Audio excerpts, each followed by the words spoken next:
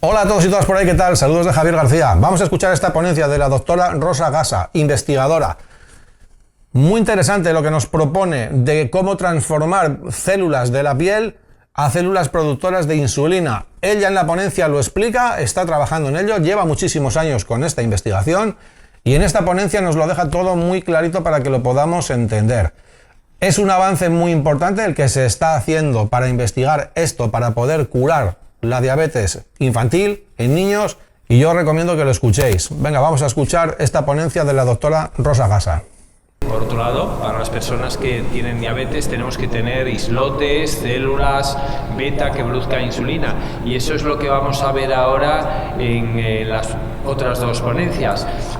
Yo voy a presentar a la doctora Rosa Gasa. La verdad es que es un lujo poder presentarla. Rosa es una investigadora que también ya, a pesar de que es joven, pues lleva muchos años trabajando.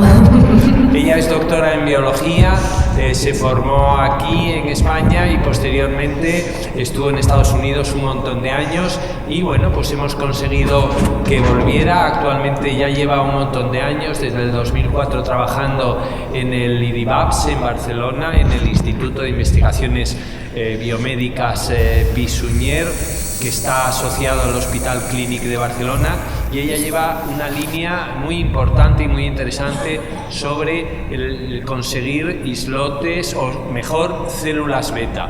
Y ella nos va a presentar sus resultados sobre qué está consiguiendo en células beta a partir, bueno, de un modelo de células de la piel, con lo cual, pues bueno, creo que podemos ir cerrando el círculo que vamos abriendo a lo largo del día. La discusión la haremos después al final conjuntamente, porque posiblemente habrá muchas preguntas que pueden responder todos los ponentes, ¿vale? Vale, gracias. Buenas tardes. ¿Me escucháis bien? ¿Sí? Buenas tardes a todos y todas.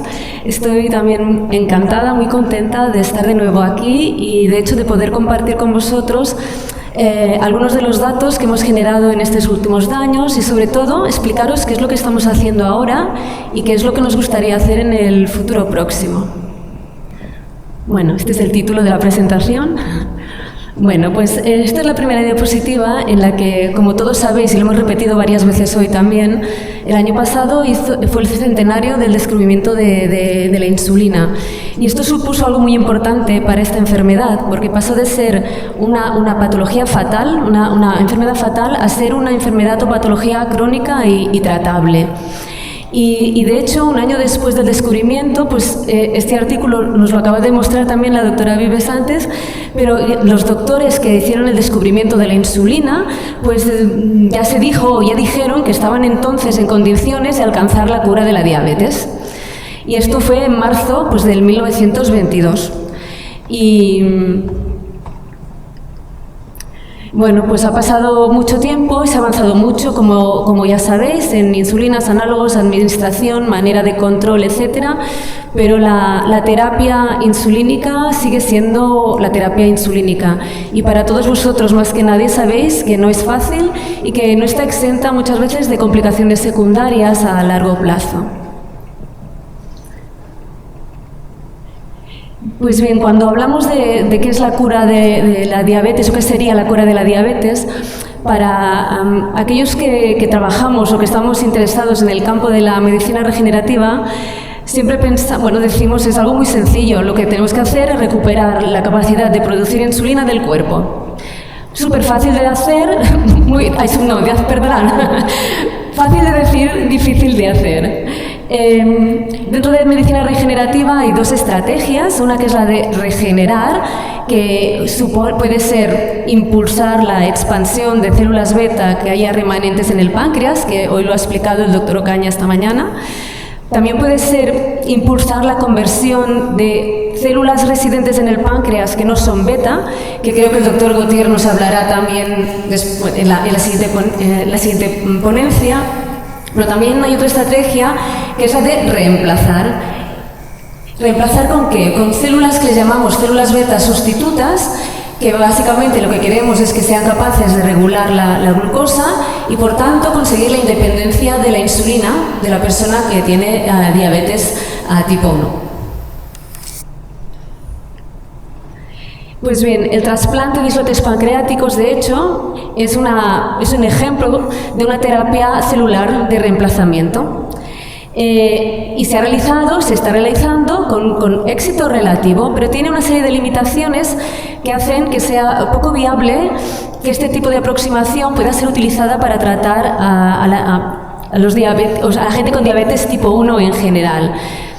Estas limitaciones son, de manera muy breve, pues la escasez de islotes de donante. No solo eso, sino que a veces la obtención de islotes es un protocolo poco eficaz, por tanto a veces se pueden necesitar 2 o 3 páncreas para poder trasplantar a un único paciente.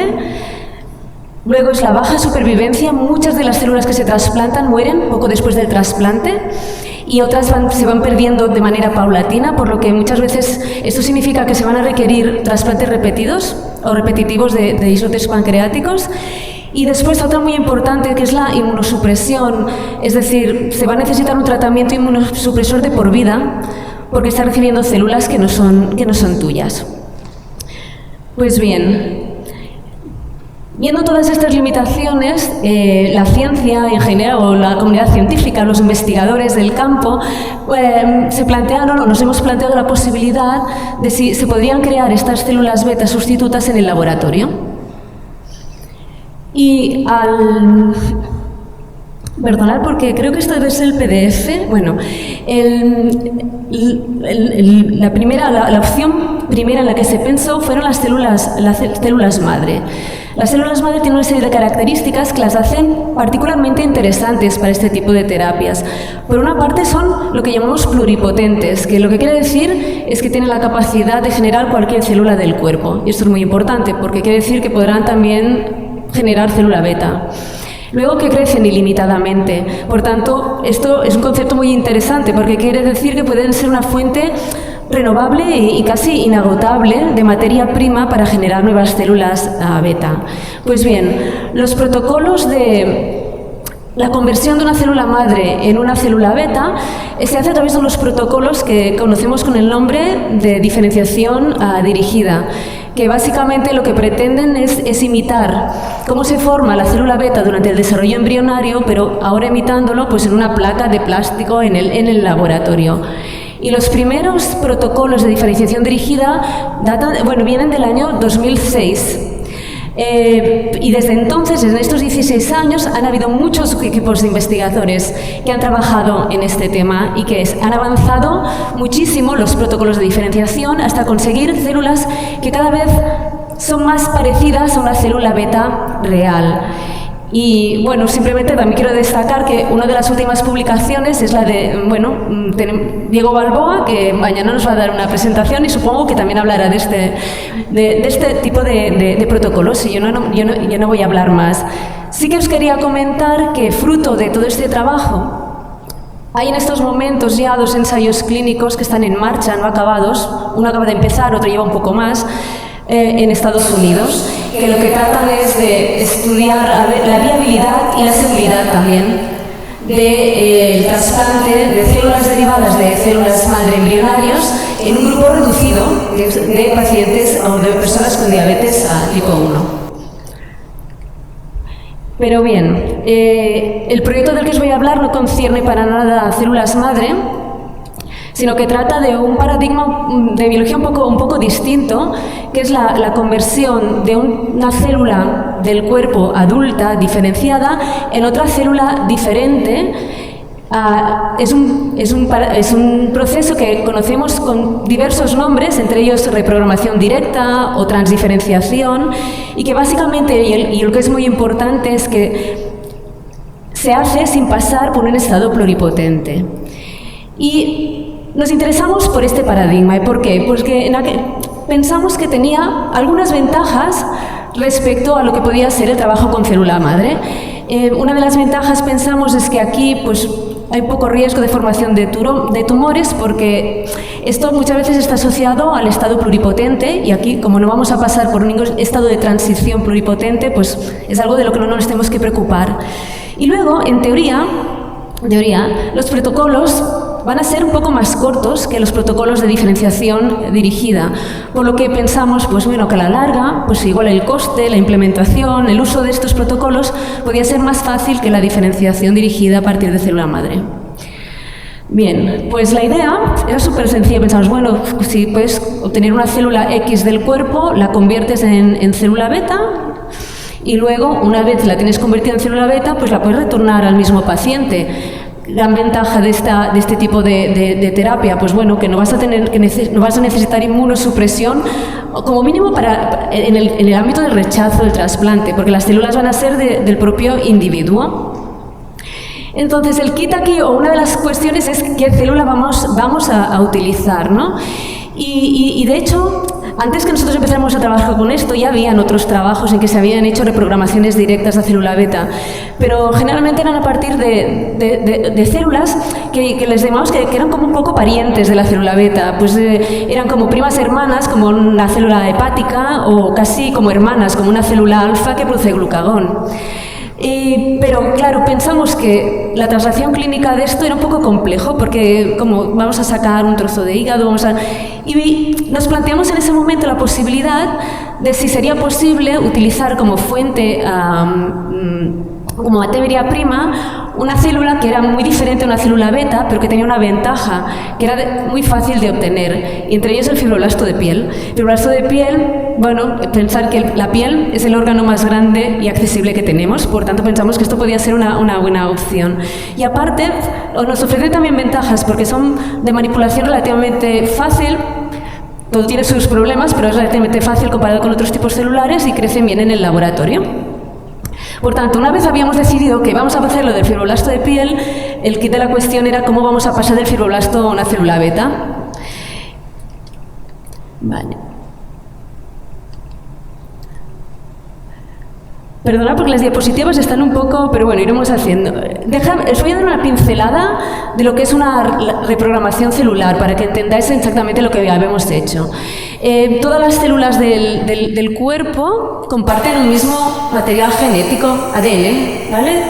¿Qué es lo que las diferencia una de las otras? Las diferencia lo que nosotros les llamamos programas génicos, que son el conjunto de genes que están activos en un determinado tipo celular, y también el conjunto de genes que están inactivos. Es decir, ¿qué es lo que está activo? Es lo que define lo que es una célula. Por ejemplo, en la célula beta, un gen, ¿cuál va a ser? El gen de la insulina. El de la insulina está activo en la célula beta, no está activo en el fibroblasto. Pero el fibroblasto tiene otros genes, por ejemplo, muchos genes de colágeno, que en la célula beta algunos puede haber, pero no están al nivel del fibroblasto. Pues bien, ¿cómo se regulan estos programas génicos? Pues se regulan por unas proteínas que de manera genérica les llamamos factores de transcripción, que son proteínas que están en los núcleos de las células y que se unen físicamente al ADN, y lo que hacen es activan, bueno, o inactivan a veces, genes concretos. Pues todas las células del cuerpo tienen una serie de factores de transcripción comunes, porque son los factores que regulan genes que hacen las funciones generales de cualquier célula, el crecer, el respirar, etc. Pero cada tipo celular tiene unos factores concretos que son los que activan los genes específicos de aquel tipo celular. Por tanto, cuando hablamos de reprogramación celular, una de las aproximaciones que se hace es escoger un grupo que consideramos que son importantes, un grupo de factores de transcripción que son importantes para la formación de la célula que queremos hacer, y los introducimos en la célula de origen, y por eso le llamamos, y lo que intentamos es cambiar el programa génico, por eso le llamamos reprogramación a este proceso, ¿de acuerdo? Pues, ¿qué hemos hecho estos últimos años? Pues, después de muchos intentos y mucho trabajo, de hecho, de varios años, hemos llegado a un primer protocolo que creemos que funciona, que se basa en la introducción secuencial de 5 factores de transcripción característicos de célula beta o de célula endocrina, que son los que tenéis aquí, que bueno, todos siempre utilizamos nombres un poco raros, ¿no? PDX, neurgenina, MAGE, pero bueno, estos son los factores que seleccionamos. Entonces, lo que hemos visto es que en 10 días introduciendo estos factores, algo pasa en estas células y las hemos llamado células fibro-beta, porque, bueno, somos conscientes que vienen de un fibroblasto y, bueno, creemos que van hacia un fenotipo beta, pero las vamos a llamar, para ser un poco humildes, fibro-beta, los vamos a llamar beta. Una de las, no sé si lo veis muy bien, pero bueno, una de las cosas determinantes que nos indicó que el protocolo podía estar funcionando, que funcionaba, es que estas células tienen insulina, son positivas para la insulina. Y en esta imágenes que no sé si veis muy bien, en azul es una tinción para el núcleo celular, son los núcleos de las células, y en rojo es tinción para insulina. En el fibroblasto control no hay tinción para insulina, que sería el de la izquierda. En cambio, en las células fibrobeta, como veis aquí, sí que hay tinción roja, que es la tinción de la insulina. Por tanto, nos está diciendo que estas células ya no son un fibroblasto, al menos son un fibroblasto que expresa insulina. ¿Qué más? Bueno, también sabemos que la insulina es uno de los genes de la célula beta, pero no es el único. De hecho, las células betas tienen una maquinaria muy compleja que les permite regular la secreción de insulina en respuesta a nutrientes y a otros secretagogos. Por tanto, lo que hicimos es también mirar si expresaban otros genes característicos de este tipo celular. Y vimos, esto es simplemente algún ejemplo, pero vimos que muchos de los genes que esperábamos que estuvieran ahí estaban. Y lo que también era interesante es que vimos es que no solo eso, sí que algunos genes que son característicos de fibroblasto estaban inhibidos después de la reprogramación. Y es esta gráfica de aquí abajo, y la línea discontinua indicaría el nivel de expresión en un fibroblasto control. Y si os fijáis, muchos de los genes característicos de estos fibroblastos están inhibidos en estas células. Por tanto, esto nos sugiere que realmente estamos, como mínimo, haciendo un cambio, un intento de cambio de programa génico. Bueno, pues para decir que son una célula beta, tenemos que ver también que funcionen de alguna manera. Entonces, lo que sí que hemos visto es que estas células que creamos fibrobeta, cuando las obligamos a agregarse en forma de esferoide, esto, si las tenemos en una placa de cultivo de este tipo, en un cultivo de 2 dimensiones, secretan insulina, pero ya está. Cuando las ponemos en forma de esferoides, secretan insulina y además responden a la glucosa, ¿vale? Por tanto, pensamos que esto era también, pues, que íbamos por el buen camino, si acaso. Bueno, la otra pregunta que nos planteamos es decir, bueno, todo esto lo estamos haciendo aquí en el laboratorio in vitro, que llamamos, ¿no? ¿Qué pasa si nosotros ahora estas células las ponemos en un animal, ¿no? En un organismo vivo? ¿Van a mantener esta reprogramación y se van a volver fibroblastos ahí inmediatamente? Entonces, lo que hicimos aquí, cogimos estos esferoides y las plantamos en la cámara anterior del ojo de unos ratones que son inmunodeprimidos para que no haya rechazo, obviamente. Y miramos al cabo de 10-15 días, estos son de 10 días, pero también al cabo de 15 días, si estas células seguían expresando insulina. Y aquí en la izquierda veis, la insulina es en verde. Podéis ver que hay células en el ojo que son insulinopositivas, por tanto, al cabo de 15 días siguen estando reprogramadas. Otra cosa interesante que hemos visto es que en un contexto de diabetes, es decir, cuando trasplantamos a un animal que es diabético con glicemias altas, estas células también están allí y además hay más. Esto ya lo hemos cuantificado, no sabemos a por qué, si proliferan más o lo que, pero hay más célula positiva para insulina cuando lo trasplantamos en un ambiente diabético.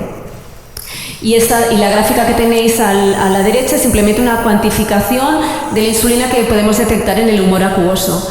Y deciros aquí, porque luego voy a volver a esto, es que sabemos que estas células no secretan como un islote humano.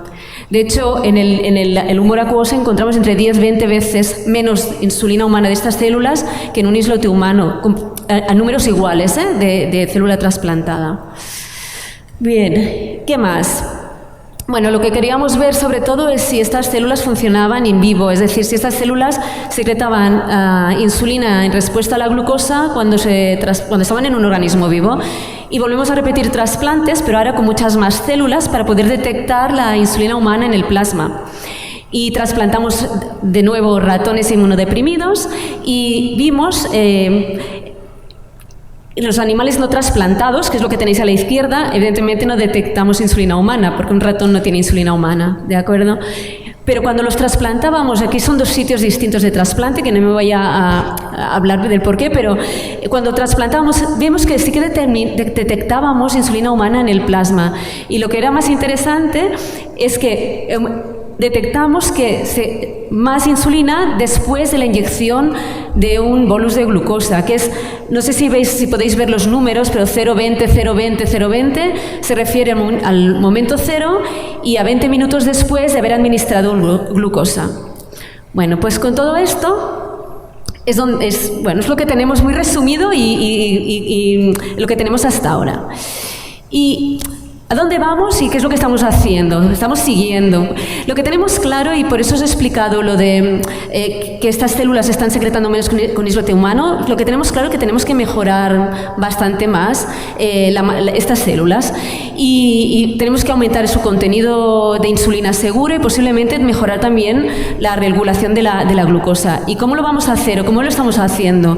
Ya no vamos a trabajar con más factores de transcripción, de momento nos vamos a quedar con este protocolo inicial, pero lo que vamos a hacer es aprovechar, utilizar como guía el conocimiento que tenemos de todos los estudios de diferenciación dirigida existentes en el caso de células madre para aplicar algunas de las moléculas que se han visto son importantes en la maduración de estas células a nuestras células fibrobeta, con la idea de que cada vez sea más beta y menos fibro. Esto por un lado. También tenemos que demostrar, y hemos empezado a hacer, que estas células pueden de alguna manera revertir la diabetes, ¿no? en un animal. Y lo hemos empezado a hacer, pero aún estamos en ello y los resultados son prometedores, pero los tenemos que terminar de corroborar. Aquí lo que hemos hecho un animal diabético con una toxina y una vez lo tenemos diabético lo hemos trasplantado o con esferoides de células de la piel no reprogramadas, que es el azul, o con esferoides de células reprogramadas fibrobeta, que es el naranja. Y lo que podéis ver es que cuando trasplantamos con los esferoides fibrobeta, la glicemia no la logramos no logramos revertir la hiperglicemia, pero sí que la mantenemos, mientras que cuando trasplantamos los fibroblastos, esta hiperglicemia va en aumento. Por tanto, son resultados en los que estamos trabajando en estos momentos. ¿Qué más? Otra cosa que nos interesa mucho es que creemos que uno de los problemas principales que tenemos en este campo, pero en todos, en el campo del islote pancreático, en el trasplante de células derivadas de células madre, es que las células trasplantadas pues no sobreviven mucho tiempo. Sobre todo al principio hay una muerte muy importante de estas células a los pocos días del trasplante y luego hay una pérdida progresiva a lo largo de los días después del trasplante. Por tanto, nos gustaría poder optimizar la supervivencia y lo queremos hacer mejorando la vascularización del injerto, porque sabemos que es muy importante que lleguen vasos sanguíneos y que lleguen rápido para facilitar la llegada de oxígeno, de nutrientes a las células, pero también para eliminar las sustancias de desecho.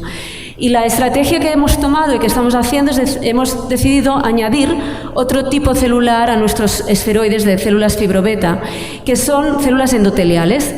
Y estas células endoteliales son interesantes porque son las células que recubren la capa interna de los vasos sanguíneos y sabemos que son muy importantes para la formación de vasos.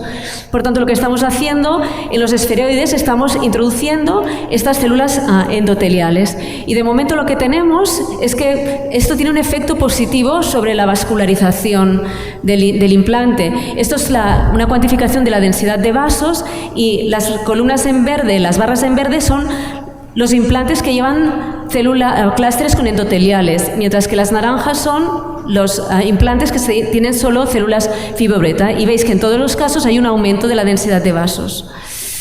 Y ya para acabar, otra cosa en la que estamos trabajando, también vinculada a mejora de la supervivencia de las células trasplantadas, es estamos trabajando en el diseño de armazones con biomateriales o hidrogeles con los que trasplantar las células, porque sabemos que las células no se encuentran flotando en nuestro organismo, sino que se encuentran inmersas en una matriz, que es la matriz extracelular, y lo que vamos a intentar hacer es hacer los trasplantes con este tipo de soportes, también para mejorar la supervivencia. Y esto es todo lo que tenía para mostraros en ciencia. Sí que reconocer a todos los que han participado de alguna manera en desarrollar este proyecto. Deciros que, en particular, lo que os he enseñado hoy es obra de Marta Fontcuberta, que hizo la tesis en el diseño del protocolo de diferenciación, y todo el trabajo en los animales es obra de Ainhoa García Alemán, que está haciendo ahora su tesis en este tema. Pero también han ayudado otros miembros del laboratorio, porque es así, y también muchos estudiantes que han venido, estudiantes de máster, estudiantes de fin de grado, que han aportado muchas cosas durante los meses que han estado con nosotros en el laboratorio. También colaboradores fuera y dentro y fuera de nuestra institución. Y evidentemente para hacer ciencia pues se necesita dinero, y la financiación es una parte muy importante también que nos permite poder desarrollar estos estudios. Estas son todas las instituciones que han aportado a financiación a este proyecto, y obviamente quiero agradecer en particular a vosotros, todos vosotros, a la Fundación Diabetes Cero, porque vuestro apoyo directo económico ha sido básico pues para la contratación de personal que ha trabajado en este proyecto, pero también quiero agradecer un poco el apoyo, no sé cómo, estaba pensando cómo lo voy a explicar. Bueno, pues es un apoyo indirecto, un apoyo emocional, diría, de aquel apoyo que tienes cuando tienes retos compartidos, ¿no? Pues un poco es la sensación que tenemos en el laboratorio, ¿no? De que somos afortunados también de habernos, para el investigador básico, haber estado o poder estar cerca de aquellos para los que realmente estamos trabajando. Y bueno, esto es todo. Gracias.